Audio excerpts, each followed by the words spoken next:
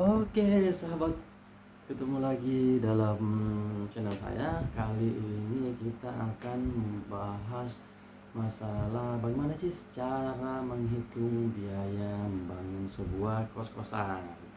Sebelum kami mulai, jangan lupa teman-teman like, share, dan subscribe ke channel kami untuk pengembangan ke channel-channel selanjutnya. Oke, sahabat. Yang pertama adalah bagaimana kita membangun kos-kosan, yaitu sebenarnya tidak mungkin untuk memulai bisnis kos-kosan tanpa modal ya.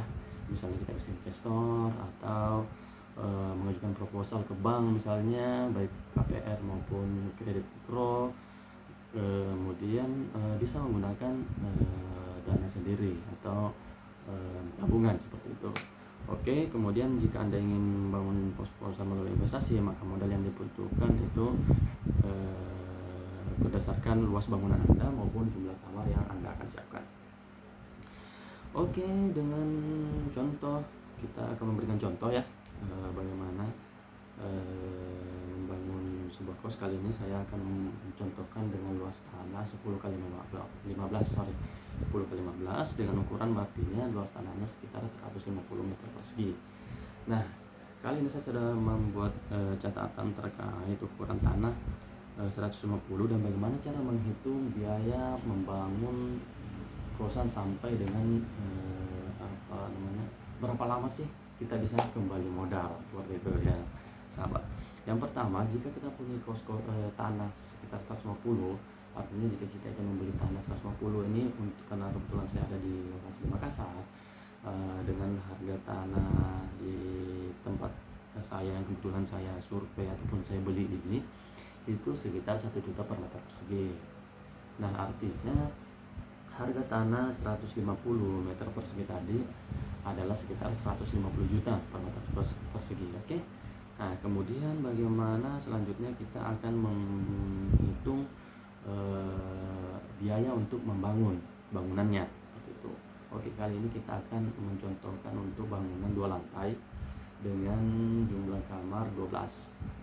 Jumlah kamar 12 di mana di lantai 1 itu bisa dibuat 5 dan di lantai 2 dibuat 7, atau di lantai 1 dibuat 6, di lantai 2 juga dibuat 6, tergantung dari desain dari Anda atau dari bagi Anda yang mempunyai desainer atau konsultan bangunan, ya silahkan bisa menyesuaikan kondisi jumlah kamar dari bangunan Anda. Kali ini karena saya telah membuat contoh ukuran tanah 150, saya di sini buat 12 pintu untuk kamar kos-kosan ukuran 3 kali 4 seperti itu, dengan jumlah 6 di bawah dan 6 di atas. Oke, itu sudah termasuk parkirannya. Dari parkirannya ada 08. Kemudian kali ini sahabat, sorry. Jadi dalam pembelian harga tanah tadi, sebelumnya saya jelaskan bahwa harga tanahnya sekitar 150 juta dengan harga tanah 1 juta per meter persegi untuk di lokasi saya ya, di Makassar, di kota Makassar. Oke. Kemudian pastikan bahwa dalam penjualan tanah ini harus betul-betul clear administrasinya maupun dokumennya, model biaya balik nama, biaya BPHTB, BPH. Nah, ini kali ini saya akan menjelaskan dulu tadi sebelum lanjut kita ke biaya membangun, kita jelaskan dulu bahwa harga tanah yang Anda beli itu bukan harga tanah yang sesungguhnya sebenarnya, karena akan ada biaya-biaya lain yang akan Anda keluarkan dalam membeli tanah. Contoh, ada biaya notaris, ada biaya AJB, ada biaya balik nama, ada biaya PPH. PPH ini adalah biaya yang harus dibayarkan oleh si penjual tanah. Kemudian ada PPHTB. Nah, PPHTB ini pajak penerimaan dari yang dibayarkan oleh si pembeli, seperti itu. Nah, bagi teman-teman yang belum terlalu familiar dengan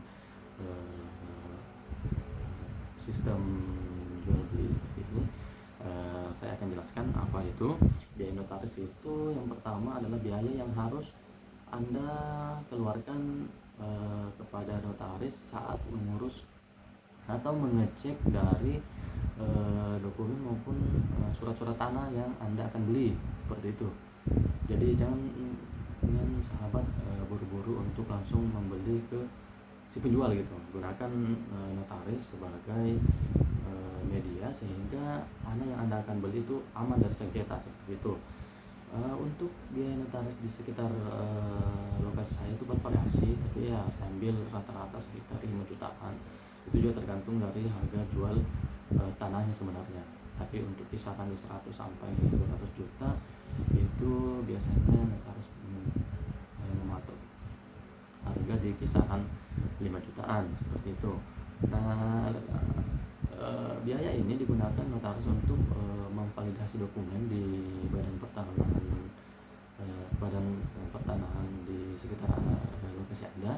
Kemudian untuk memastikan bahwa memang lokasi Anda ini atau tanah yang Anda akan beli ini tidak sengketa. Kemudian yang selanjutnya adalah biaya AJB. Nah, biaya AJB ini adalah biaya yang Anda keluarkan ketika akan menandatangani perjanjian jual beli antara penjual dan pembeli, seperti itu. Nah, sebelum Anda melakukan AJB, biasanya notaris meminta Anda bahwa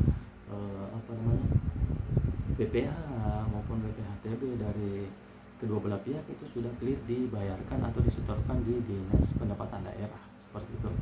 Sehingga setelah ini clear, kemudian Anda bisa melakukan AJB. Nah, biasa untuk biaya AJB sendiri itu di kisaran 3 sampai 5 jutaan tergantung harga perolehan dari transaksi Anda, seperti itu. Kemudian untuk biaya balik nama, nah seperti balik nama tadi itu biayanya itu mungkin kisaran 100 sampai 500 ribu tergantung dari BPN maupun dari notaris yang Anda pakai. Kemudian untuk PPH yang sebelumnya saya bahaskan tadi adalah pajak yang dibayarkan oleh si penjual, itu biasanya dikenakan sekitar 2,5%.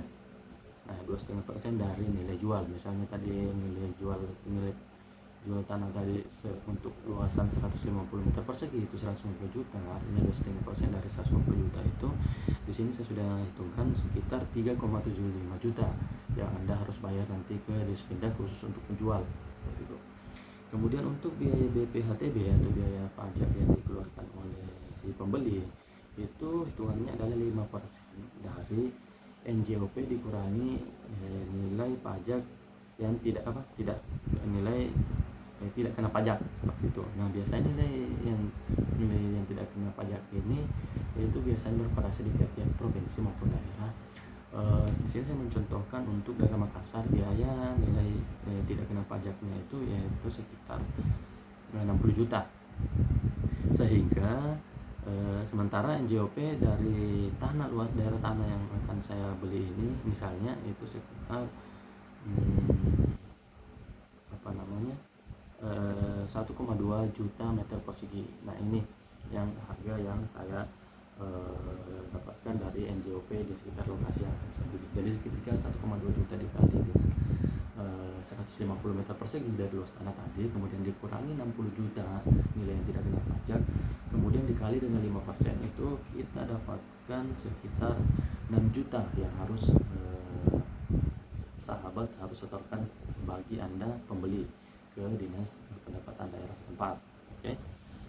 Kemudian sekarang kita hitung total biaya tadi. Jadi total biaya perolehannya itu adalah biaya harga beli sendiri 150 juta, kemudian biaya notarisnya tadi 5 juta, kemudian biaya JB-nya 2 juta, kemudian biaya balik nama 500, kemudian biaya PPH yang harus Anda setorkan itu 3,75 juta, kemudian biaya PPHTB dari pembeli itu 6 juta tadi, sehingga total biaya yang harus dikeluarkan sampai tanah itu benar-benar menjadi milik Anda adalah 167.250.000 rupiah. Oke. Nah, selanjutnya kita akan membangun bangunan di atas tanah yang sudah Anda miliki tadi. Oke, jangan lupa bahwa di sini tadi saya jelaskan dari awal bahwa kita akan membangun kamar 3x4. Nah, oke, kemudian Anda bisa lihat bahwa untuk kamar 3x4 ini bisa dalam luas tanah 160 itu saya mendapatkan 12 kamar ya.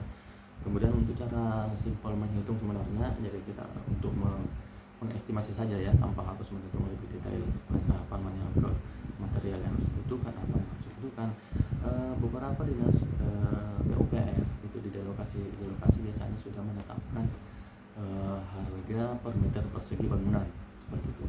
Jadi Anda bisa mencari referensi harga di wilayah Anda. Misalnya saya di Kota Makassar itu biaya membangun untuk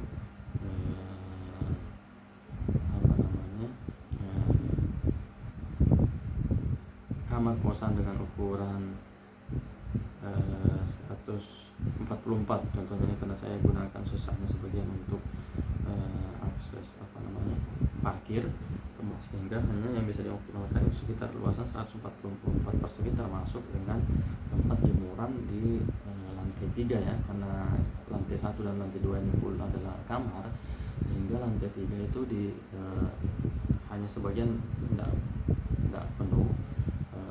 Kita gunakan untuk menyimpan tandon air maupun untuk area jemur maupun area cuci dari kos-kosan itu dengan luasan bangunan itu sekitar 144 meter persegi.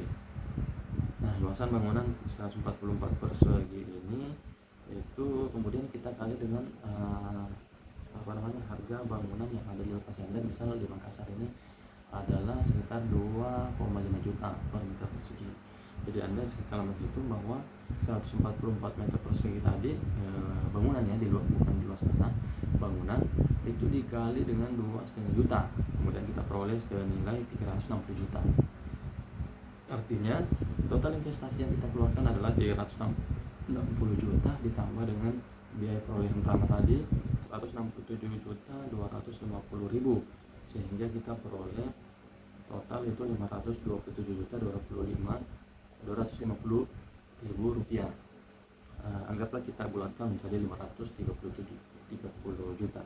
Nah, dari 360 juta biaya bangunan tadi itu kita kalau kita mau kerjakan secara borongan itu biasanya kisaran upah tukang itu biasanya kisaran 30 sampai dengan 40% dari harga bangunan tadi. Misalnya 350 juta biaya bangunannya. Artinya biaya tukang yang harus Anda keluarkan adalah 30 sampai 40%. Kali ini kita ambil 30% karena pengalaman saya sering membangun rumah maupun properti lainnya, itu biaya yang biasa saya keluarkan adalah 30% dari total harga bangunan. Itu adalah upah tukang. Dan Anda juga dan ini perhitungan untuk jaga-jaga sebenarnya itu bisa lebih rendah maupun bisa lebih tinggi, tergantung dari negosiasi Anda dengan tukang maupun pemborong seperti itu. Kemudian untuk biaya tambahan artinya biaya membangunnya atau material yang Anda akan gunakan adalah 70% atau 60% dari total bangunan tadi. Misalnya 360 juta, berarti 60% atau 70% dari 360 juta itu adalah biaya material yang Anda harus siapkan atau spare. Nah, dalam 60 maupun 70% ini juga akan nantinya tergantung dari kualitas material yang Anda akan gunakan seperti itu. Nah, 70 maupun 60% tadi ini hanya estimasi untuk bangunan standar seperti itu. Jadi kalau Anda ingin meningkatkan misalnya material yang mungkin dari keramik menjadi granit ataupun dari granit menjadi marmer, nah itu pasti akan mempengaruhi harga dari bangunan itu sendiri. Di sini saya hanya menjelaskan bagaimana bangunan standar ya, dengan harga kisaran per meter persegi 2,5 juta. Nah, oke, kemudian untuk fasilitasnya itu Anda harus mungkin di kisaran sekitar eh, 70 juta misalnya untuk 12 kamar tadi, mulai dari AC, mulai dari spring bed ini itu untuk variasi fasilitas yang ada di dalamnya. Di sini saya menghitung untuk menambahkan sekitar 70 juta untuk pembelian fasilitas dalamnya, kipas AC, spring bed, meja maupun lemari seperti itu. Sehingga kalau kita total biaya yang kita bangun untuk luas tanah 150 dengan luas bangunan 144 meter persegi itu sekitar 600 juta. 600 juta tadi adalah 167 juta lebih itu untuk perolehan tanah termasuk surat-suratnya, kemudian untuk biaya membangun itu sekitar 360, sehingga kita bulatkan menjadi 530. Kemudian 70 juta adalah untuk biaya untuk menambah fasilitas di dalam kamar kos Anda, jadi total biayanya sekitar 600 juta rupiah. Nah, kali ini kita akan melanjutkan bagaimana cara menghitung berapa sih lama biaya balik modal dari investasi atau biaya yang telah saya keluarkan, mulai dari beli tanah, membangun seperti itu, maupun dari kos yang saya keluarkan dari 600 juta ini. Kemudian anggaplah kita buat 12 kamar dengan ukuran kamar itu 3x3, sudah termasuk kamar mandi ya.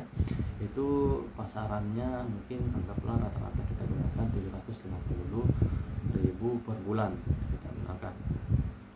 Nah, dari 12 kamar ini anggaplah 10 kamar yang terisi.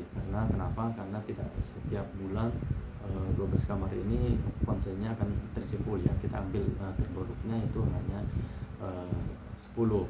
Kemudian 2 ini kita antisipasi, misalnya ada yang tergantung Anda menyewakan seperti apa, mau per 3 bulan, mau per bulan, maupun per 6 bulan, maupun per tahun. Itu tergantung dari Anda, sehingga saya memberikan spare okupansinya hanya sekitar 80-90% yang terisi, sehingga dari 12 kamar yang terisi hanya 10 ya, 10 kamar.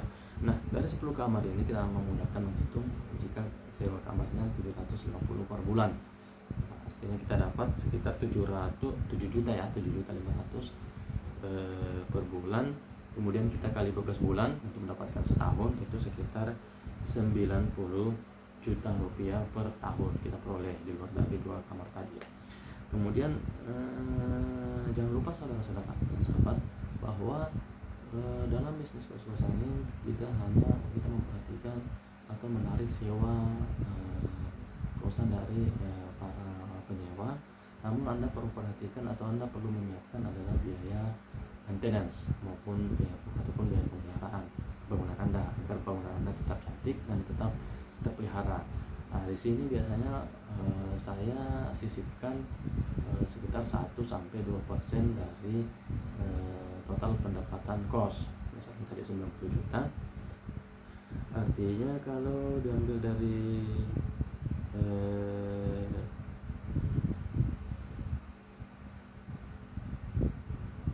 10% dari kos-kosan tadi yang 90 juta itu sekitar 1 juta atau 10 juta lah ya, 10% lah ya kita gunakan untuk ini, untuk investasi, mulai dari perbaikan kebocoran misalnya, pengecetan atau penggantian keran atau penggantian cat atau wallpaper atau lampu. Nah, itu sekitar kita ambil sekitar 10% dari total sewa kamar yang kita peroleh selama setahun, misalnya 90 juta tadi, kita ambil 10%-nya itu sekitar 9 juta ya, artinya ya. Jadi 90 juta dikurang 9 juta. Nah, itulah yang Anda akan terima seperti itu. Anggaplah kita di sini menerima 80 juta bersihnya, biar gampang hitungnya. Sehingga kita di luar dari biaya pemeliharaan, kita biaya sewa itu 90 yang kita terima dari konsumen, kemudian kita keluarkan biaya maintenance, biaya segala macam itu sekitar 10 juta. Jadi kita bersih terima 80 juta.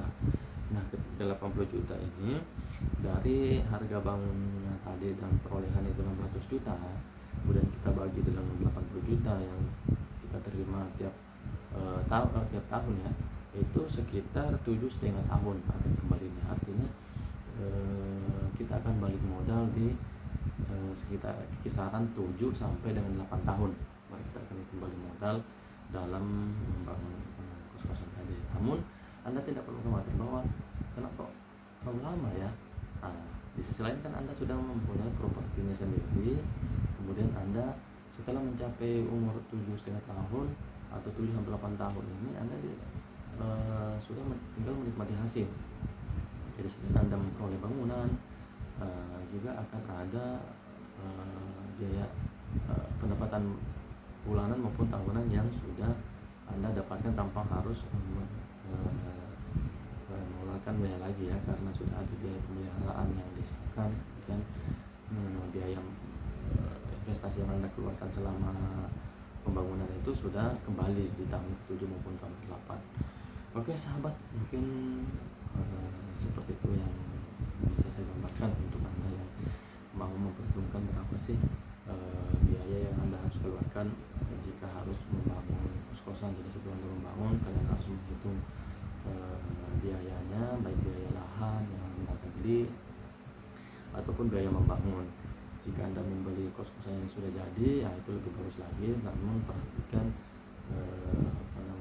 kondisi dari bangunan itu, pasti akan harus ada renovasi atau biaya maintenance lainnya yang Anda harus keluarkan. Oke, sahabat, jangan lupa terima kasih telah menyaksikan channel saya, dan jangan lupa like, share, dan subscribe ya. Oke, bye bye. Assalamualaikum warahmatullahi wabarakatuh.